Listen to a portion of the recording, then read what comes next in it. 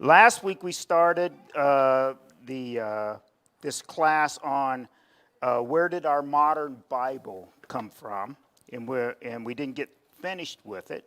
So today we're going to finish that up. Okay, we're going to do a quick review because you probably have forgotten some of the stuff that I talked about. Did that hurt or what? Okay, so I had to go back and look at it too. So we started off with just some general information. We talked about Bill when Bill says there are 40 authors, 3 languages, 3 continents, 1,500 years, and so so that's the kind of stuff that I've been talking about. And I'm going to leave this in a minute, but one of the most important piece of information here is 2 Peter. And 2 Peter says that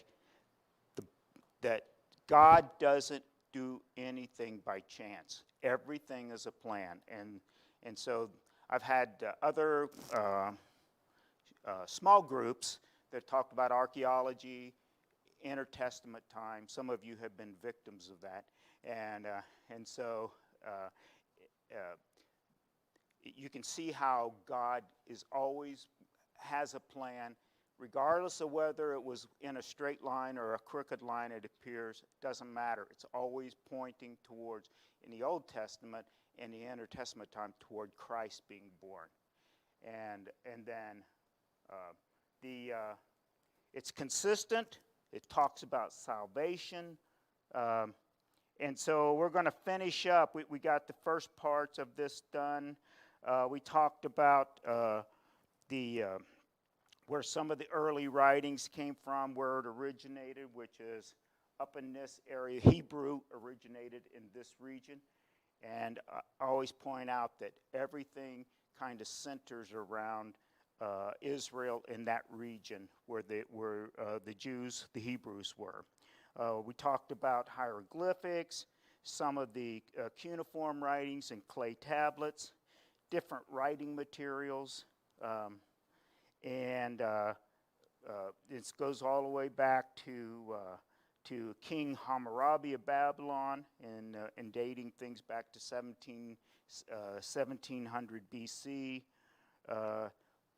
We had a discussion on could Moses have written the first 5 books. I think the consensus is yes. There were things that we can point to straight in the Old Testament, the Solomon inscription, which is, I think this is one of the neatest things that I've ever seen, talking about the construction of the water tunnel during Hezekiah's time when Sennacherib was laying siege to Jerusalem.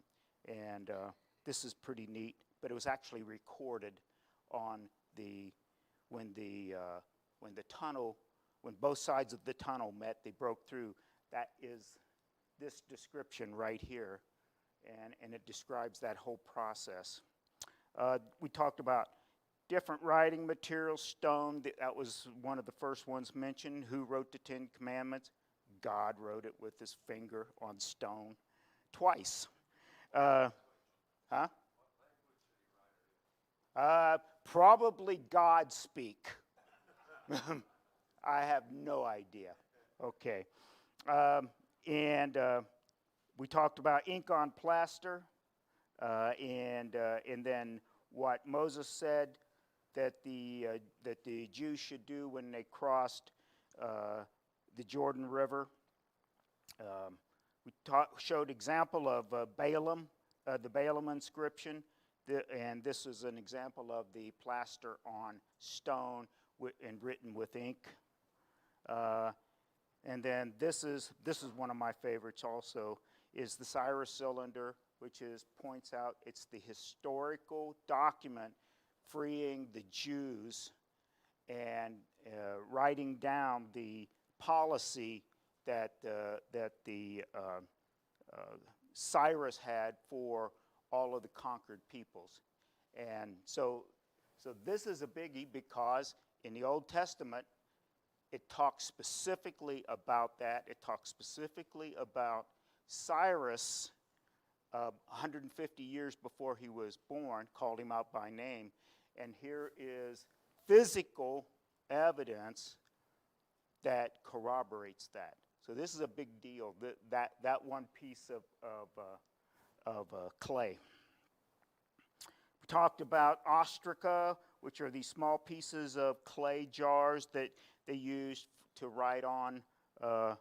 And basically, since it was clay, it was virtually indestructible. And this is the one of the Lachish letters that the commander Joash wrote, begging for help because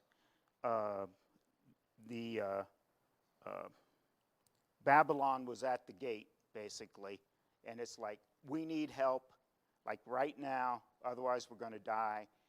Didn't come, help didn't come, so they died. Okay, so that was, but there's two letters like this. Talk more about the writing materials. The Romans and the whitened boards for writing for public notices. And this was the forerunner of the codex. They would take those boards, put them together, assemble them, and there were real thin pieces of board, or put wax on them so they could write on them and then erase them. Talked about papyrus, how the Egyptians had basically a lock on the papyrus industry, and how they actually made papyrus the things to be written on. That the letters of the books of the New Testament were written on papyrus. Papyrus would last maybe 10 years, and so it would be basically unusable after that. Leather and parchment.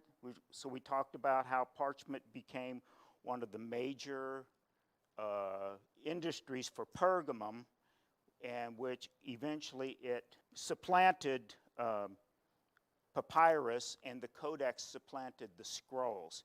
And so what you end up with is something that kind of looks like this. More clunky, but basically it looked like physically it looked like more like our modern day Bibles, except not the ones on your cell phone, but more like these actual books, right? And so that brought us up to the Codex Sinaiticus, and which was found in the Sinai Desert. There's a whole story behind this, which is pretty neat. That'll be in some future class, assuming you guys want to move forward with this. But anyway, this is a picture of it. I don't know if this is a facsimile of it or whether this is the original. But anyway, this is what it looked like. Okay, so now what we're going to do is, now we're going to continue on. We're going to start with the Old Testament. The Old Testament, the initial communications between God and the Israelites were, or well, earlier than that, Adam, was God would come down and say, hey, Adam, come here.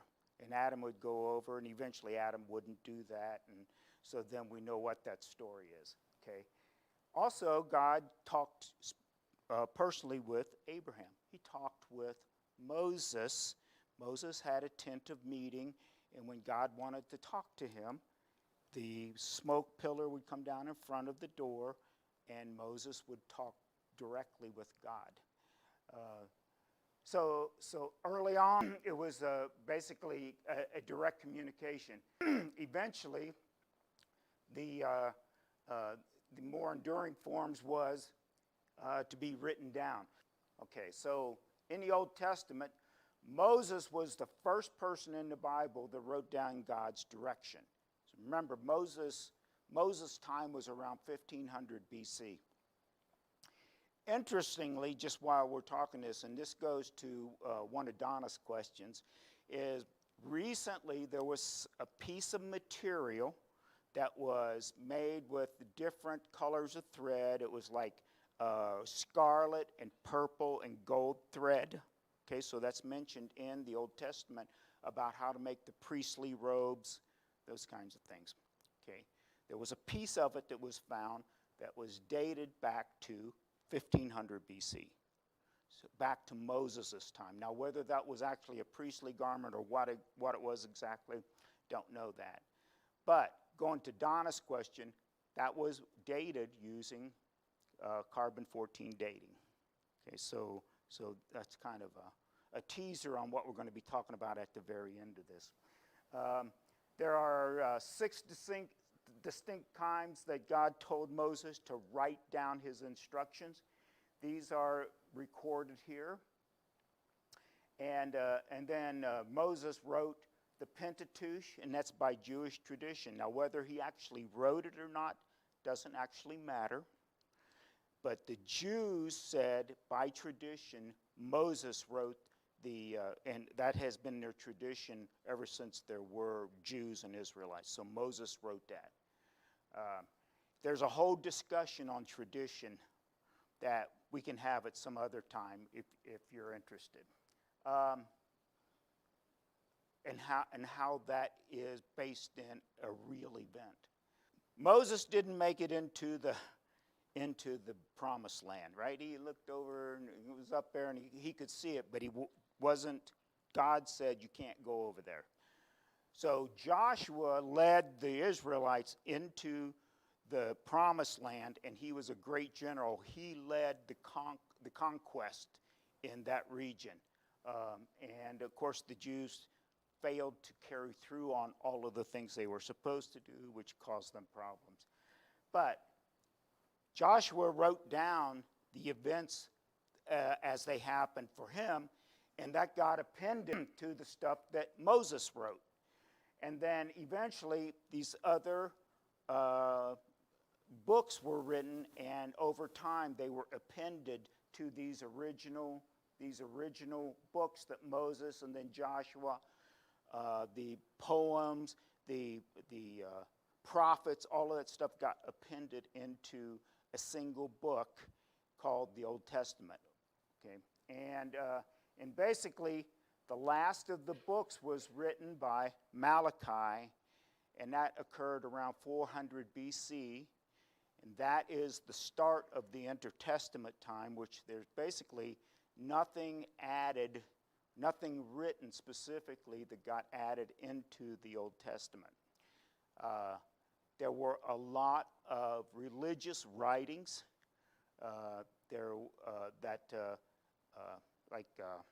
discussions of meanings and stuff. We do that today. There'll be like white papers written about what did God really mean when he said this one thing, and there are differing views on it. They did the same thing. There were lots of papers written. There's a lot of history in the intertestament time that occurred. And one of the most important ones was the Maccabees. So if you've never heard of the Maccabees, people who've been in the intertestament class or a small group will know what that is. But the Maccabees don't show up in the Bible anywhere. And so they were very, very important to the events that led up to when Christ was born. And there were no Romans. There were no Pharisees. There were no Sadducees. There were no synagogues in the Old Testament. And all of that stuff came about during this intertestament time. Ronnie, you had a question? So the Maccabees, so while the Persia controlled everything, eventually some of the kings in Persia demanded that the Jews start worshiping their gods. Okay? And one of the priests, his name was,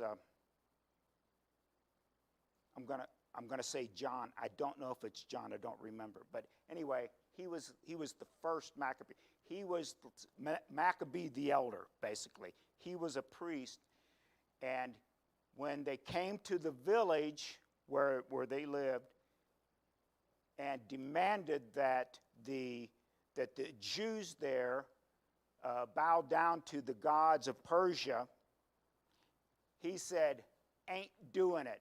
And he took a sword and he killed this messenger from Persia and all of the soldiers that were with him. That started a civil war. And And the Maccabees were, they were very successful sometimes when they were following God. Okay, these were the Jews. When they were following God's word, they were very successful. When they weren't, it was the Maccabee himself, plus he had sons, plus there was a whole group. Once they killed those soldiers, they took off for the hills, and then they fought a guerrilla war for a really long time.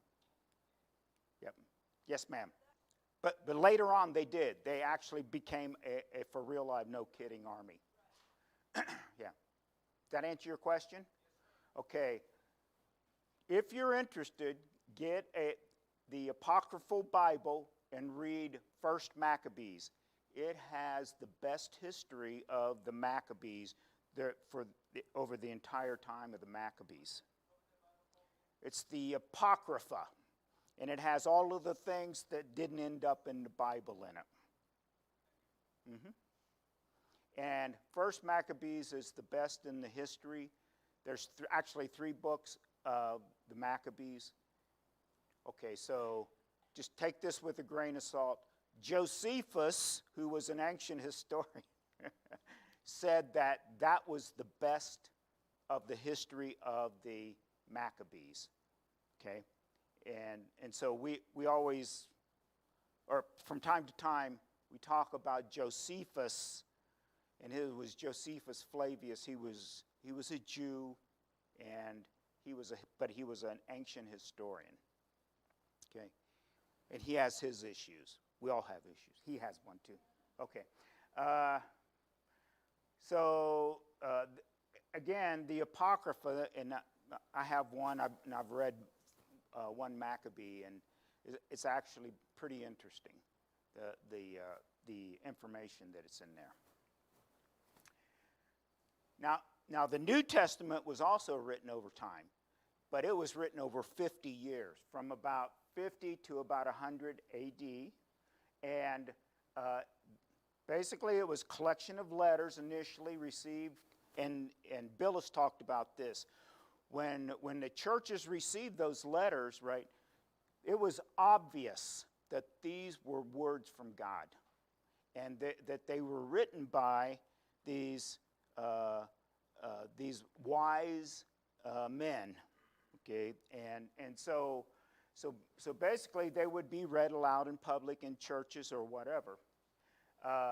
Then came letters between the churches, and one of them talks about it in Colossians. And I found another reference, I'm going to tell you now, from Clement. Now Clement was the 2nd, 3rd, or 4th Pope, who knows, but anyway, of Rome.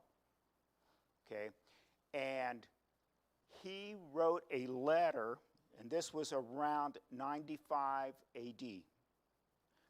He wrote a letter, and Paul knew him. Paul is actually probably references him in Philippians. Okay, he wrote a letter to the Corinthians, which the Corinthians were always in turmoil. Okay, so he wrote a letter to them, talking to them about the hierarchy of the church. That letter has been traced back to him, and it is dated around 95 A.D. So there was not just the letters that ended up in the New Testament, but there were other letters going back and forth. And who knows how many letters there were actually written that were not captured in the New Testament. So it's a lot of stuff. And there were lots of Christian churches. They had issues. They were trying to sort things out. And so these wise men were trying to help them get things sorted out. Clement was one of them. Of course, Paul wrote a lot of epistles to the different churches, trying to help them sort things out. Then next came the events surrounding Christ. So initially, the eyewitness reports, I'll call them that, of Christ, his what he did during his life, during his ministry, his death and resurrection. Those things were passed along verbally. And so you had a lot of eyewitnesses who could attest to that. Well, what happens is they get old and they start to die off. And so that drives you to, if you're going to capture that history, those events, you need to write them down. And that's one of the things that drove Matthew, Mark, Luke, and John, the Gospels, and eventually those were captured into a book by themselves. And we'll talk a little bit more about that. And then eventually it was followed by the history of the early church, which was in the book of Acts, and then finally Revelation. So over 50 years, all of this stuff was captured, written down, and up to about AD 100. Okay, so just keep in mind, Sinaiticus Codex was written around 350. Okay, so there were other letters or copies of those letters that occurred between 100 AD and up to around 350. Okay, so there was lots of writing going on, lots of people copying stuff, and lots of study on those letters, trying to understand what they were talking about. The letters. So, the physical form of our modern Bible, which I've shown you, comes from the translation of the Latin Vulgate by Jerome. Jerome was a priest in Rome around AD 382. He took this Septuagint, which was the Greek version of the Old Testament, and he translated that into Latin. And basically, this remained the Bible until they added the New Testament to it, and the Catholic Church then affirmed the Vulgate as the official Bible. And we know what this is, the Council of Trent, when they were trying to figure out what should go in the Bible, what shouldn't go in the Bible. So eventually this happens, and from what I've read, the Latin Vulgate was basically taken intact at the Council of Trent. So there were no modifications to it or any discussion about it. So the Bible's organized into the Old and New Testaments, 2 different covenants. One was with Abraham, second was Christ came.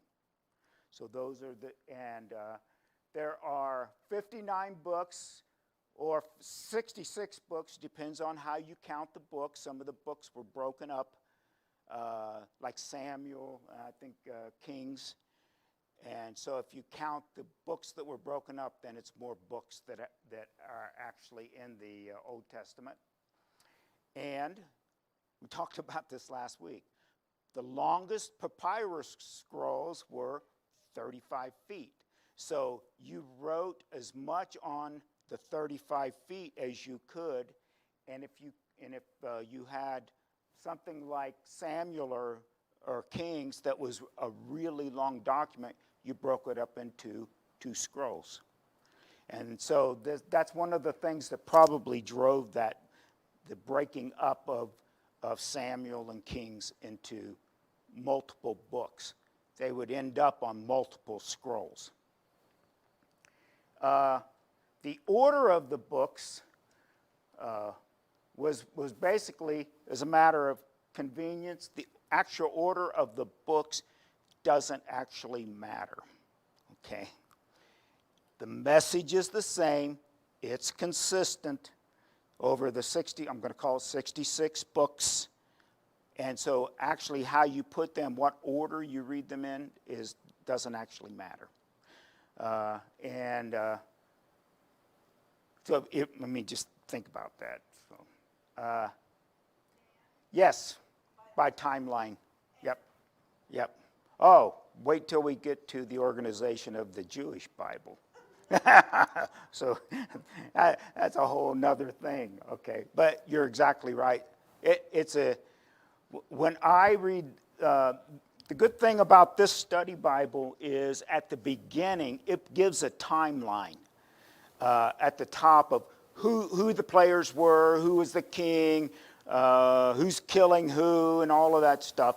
And basically it gives you the dates, so that if you read one book and it seems to jump back, which it does, then you can kind of keep track of where you are. So I find that helpful. Basically, the early handwritten versions were not necessarily organized as our modern Bible. And it's because when they would get these letters, then they might organize them in different orders just by how they received them. So, and again, the order actually doesn't actually matter. Okay, so I'm going to hammer this just a little bit more. The English or Christian Bible is exactly, it has the same, the Old Testament, it has exactly the same information as the Jewish or the Hebrew Bible, okay? But they're grouped differently. So in the original Hebrew Bible, there were 24 books, and it was organized by the law, the prophets, and the writings. So there would be the law that Moses got from God, the prophets, which we find at the end of the Old Testament, and then the writings were like the poems, stuff that Solomon wrote, those kinds of things, ended up at the very end. And in fact, if you go back into Luke 24:44, Jesus says, "These are the words I spoke to you while I was still with you, that all things must be fulfilled which were written in the law of Moses, the prophets, and the Psalms concerning me." What he says is, this is organized exactly like what that says. The English Bible, Old Testament, is organized into 39 books by subject.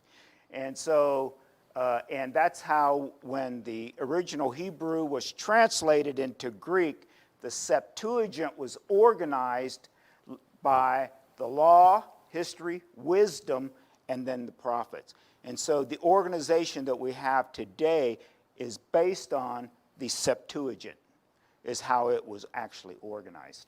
The New Testament, and going on to the New Testament, is organized into 27 books.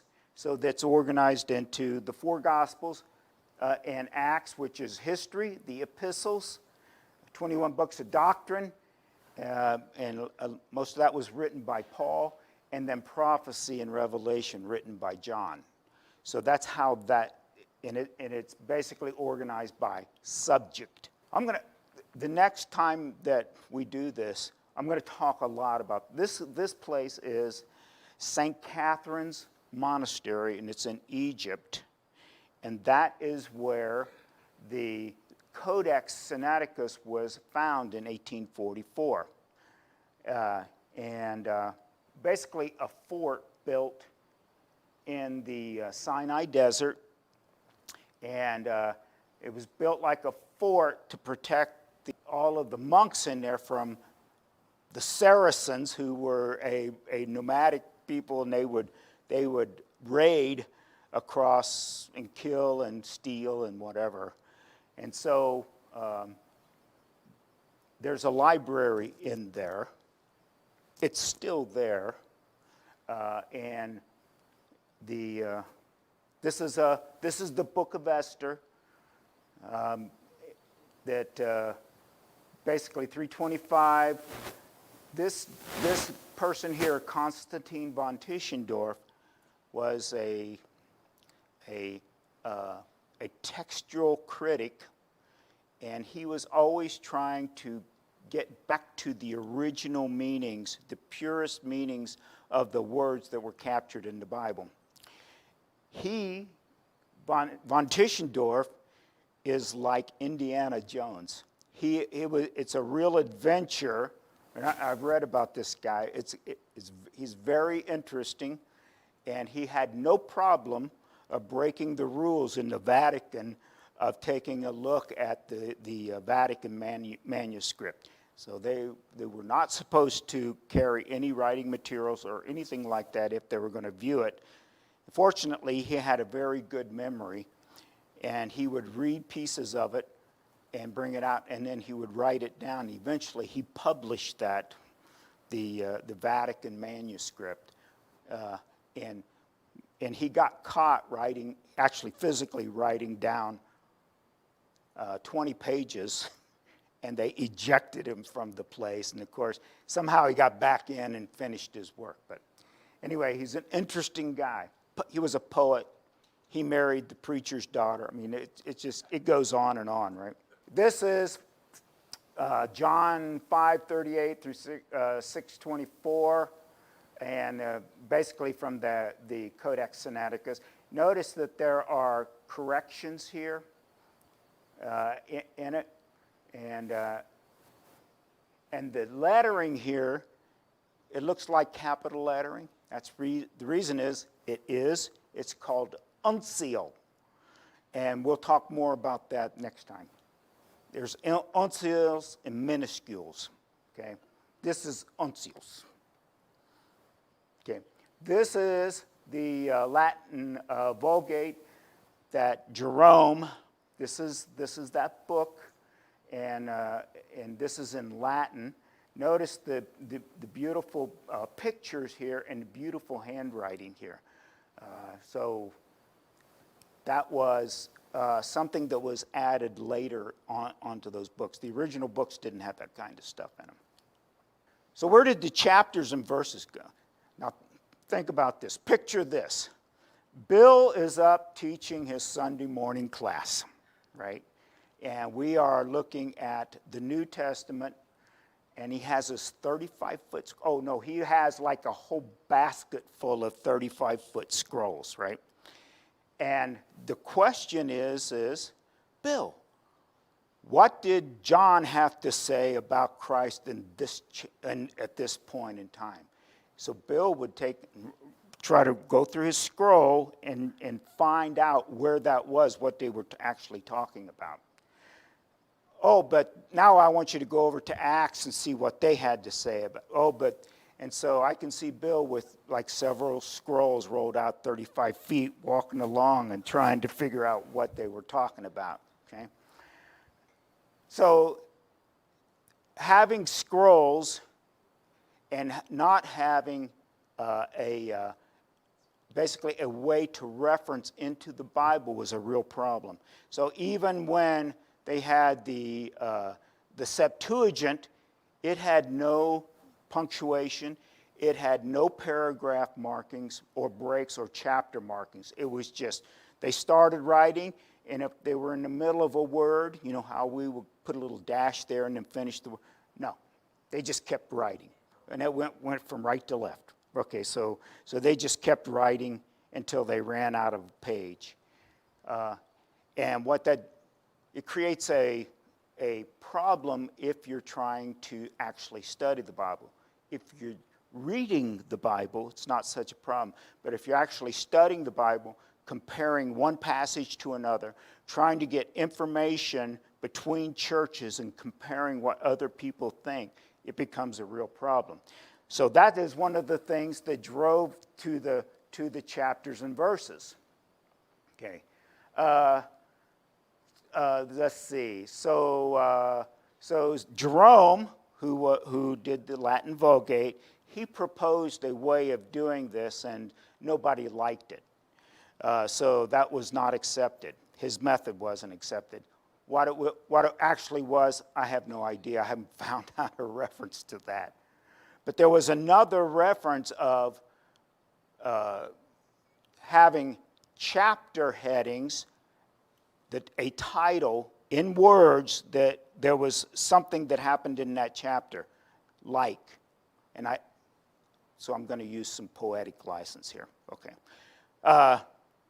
when Jesus was at the well, and the Samaritan, right? So, and she comes out, the description for that chapter would be Jesus at the well, woman comes up, gives him water, okay? And all of the chapters would be labeled like that, and so you had to figure out how to break them up. And of course, that is very cumbersome when you're trying to compare text. So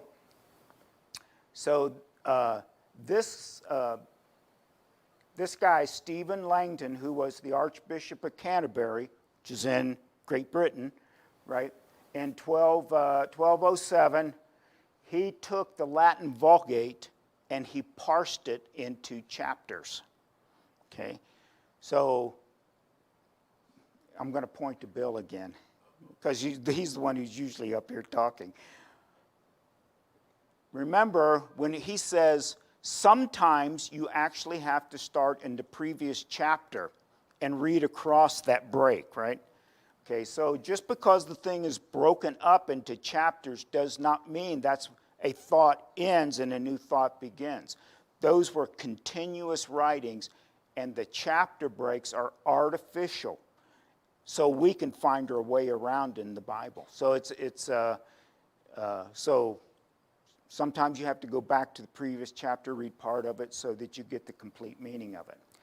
This Langton he parsed that. Eventually, that made its way into the Wycliffe Bible, and basically it ended up in the English Bible. Okay, in 1448, a Jew, Rabbi Mordecai Nathan, formalized the Old Testament in the same way. He broke it up into chapters. Basically, then it's basically in the divisions that we use today.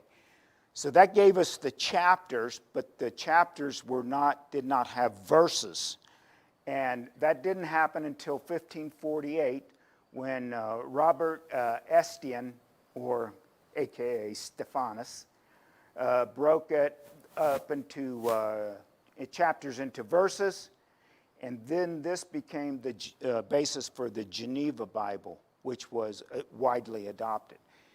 And there's a whole story about the Geneva Bible, about all of the persecutions, all of the things that happened associated when the translations of the Catholic Bible the changes in that into an English Bible that ended up being printed in Geneva, Switzerland. So there were a lot of people from these other countries going to Switzerland to avoid that persecution. So that's where that came from. We'll talk more about that in another class. Okay, so now we're going to talk about languages, right? 3 languages: Hebrew, Greek, and what's the other one? Huh? Aramaic, right. So the books of the Old Testament are written in Hebrew, and that's from languages, a family called Semitic.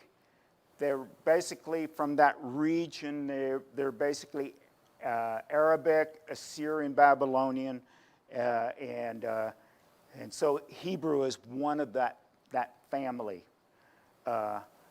Hebrew had no vowels, and so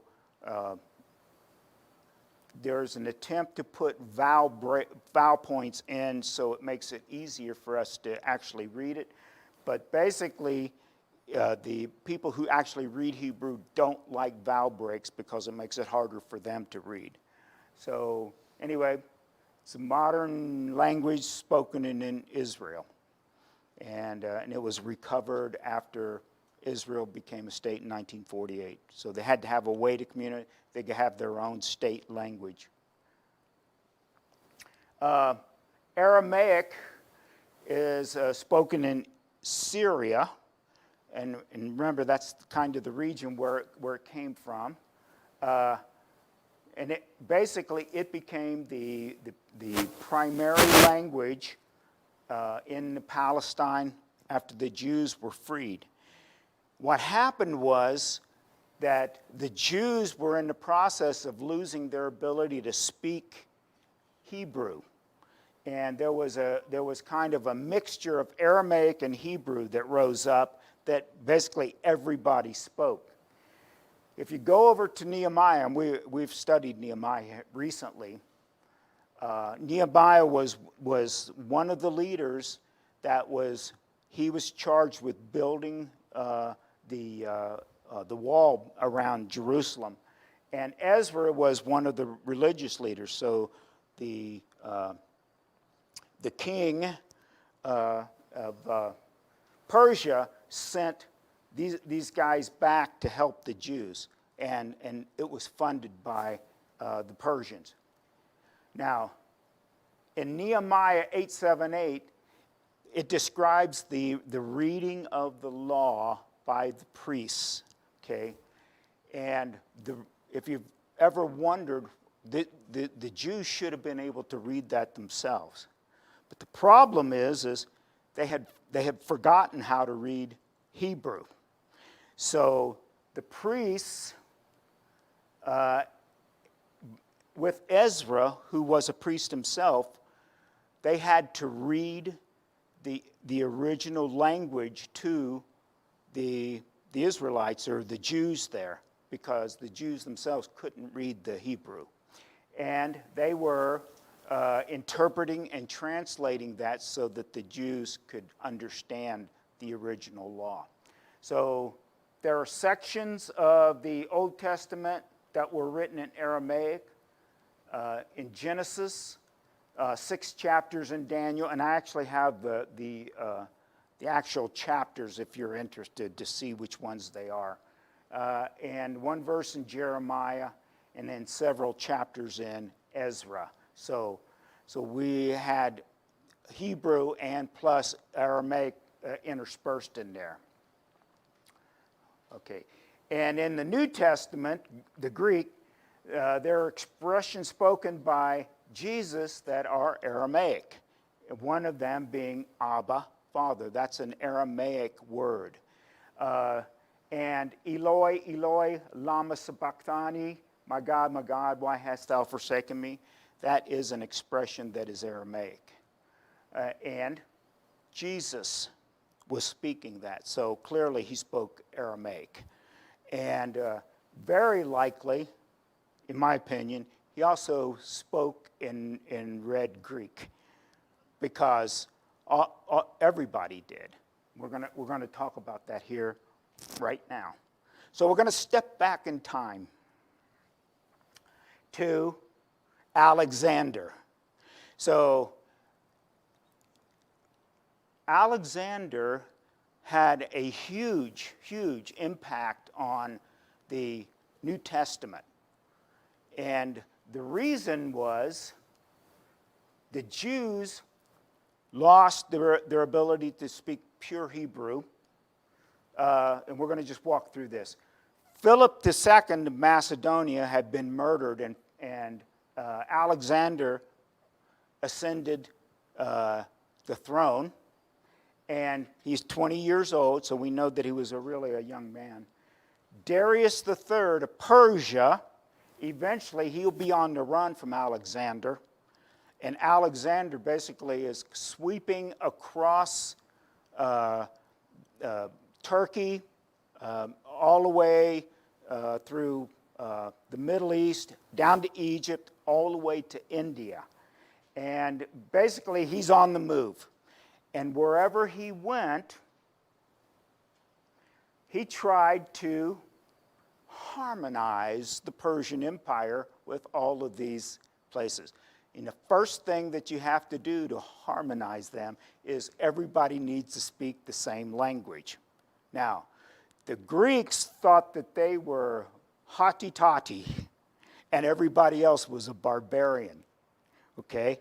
And so, what do you do to bring the barbarians up to your level? You teach them how to speak Greek and to read it and write it. And that's exactly what they set about doing.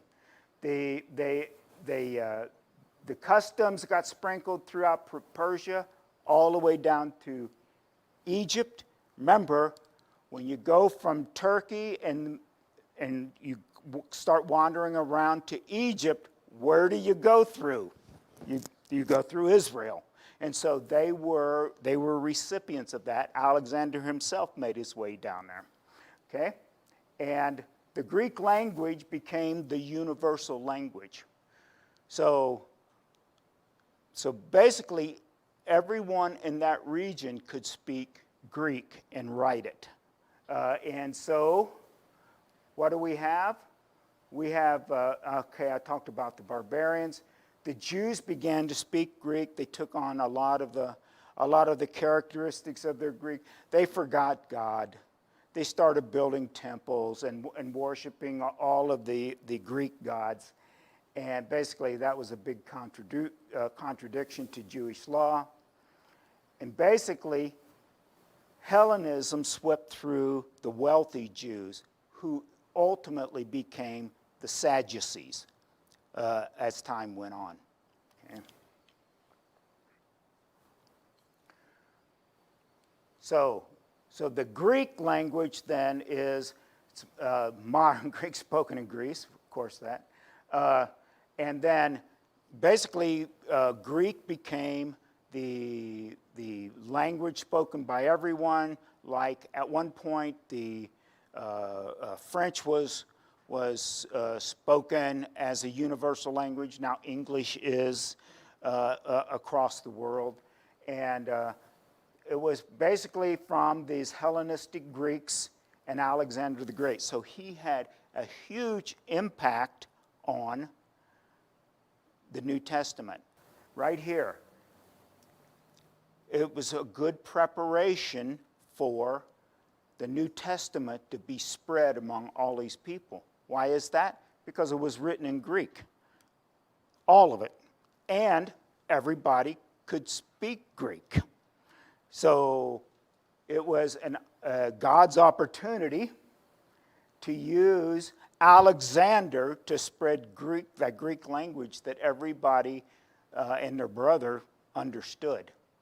So and it was called Koine Greek. It was the colloquial Greek. Everybody spoke it.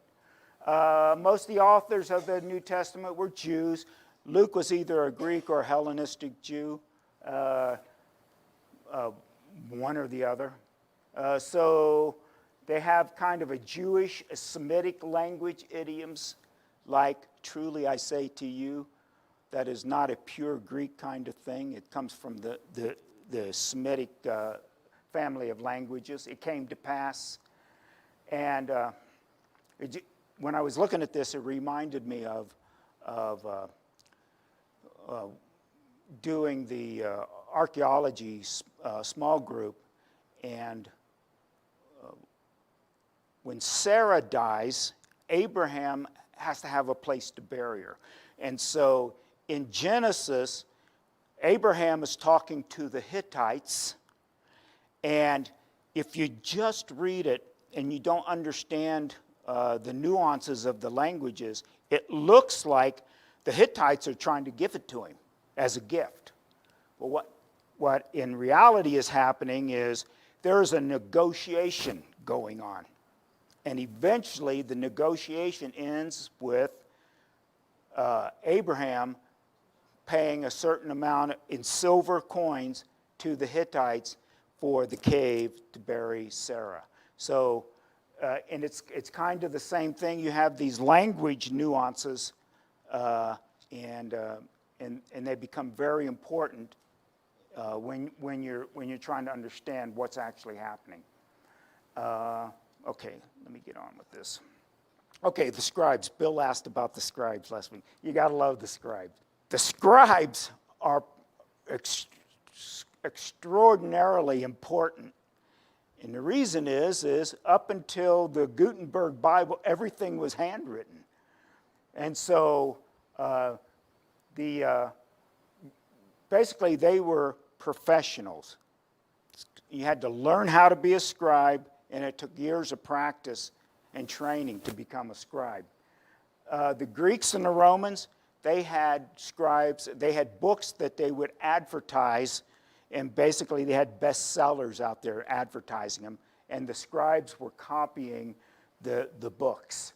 The early copies of like the Christian writings, and primarily in the New Testament, were, let's say, Paul wrote an epistle. He would send it to a church. Probably somebody in the church would copy that, and then the epistle would probably get sent on, right? Okay. So when you do that, errors crop up, and they can get compounded in there. So one of the goals of the textual critics is to get back to as close to the original text as they can find, so that they can fix those errors. And if you ask, are there errors in the Bible today? Probably. Does it change the message? Nope. It's just there. If you're trying to get back to the original words, then it matters. Okay. And then as more converts came online there, then there was a need for more and more and more of these copies, or the books, right? And so the scribes, that's why they were in very high demand. In fact, I read one place that in Rome, and I think I mentioned here, a scriptorium, they would have hundreds of scribes writing, and there would be somebody up there dictating to them. So it was a huge business. And so they had a reed sharpened, a knife to sharpen the pen, pumice to smooth it out. The ink was carbon and soot mixed with water and gum. And then later on, if you look in some of the really old Bibles, you'll see these beautiful pictures. Some of them have like gold inlays and stuff like that. Those are some of the metallic. Those came later. Stylus. So, you wonder, man, how do these guys get this so straight? Okay, they actually measured it, made lines so that they wouldn't screw it up.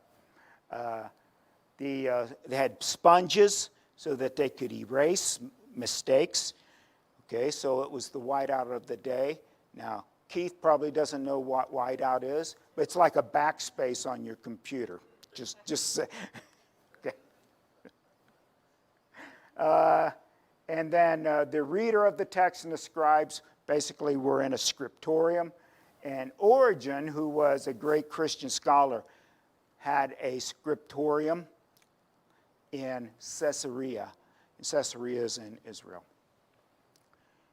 Okay, that brings us to the end of this. Are there questions that I could answer? Yes, ma'am. You can. It's 46 megabytes. I was going to see if I could put it up on the church website. Would that be okay? Would that work? Okay, so I'll see if I can do that.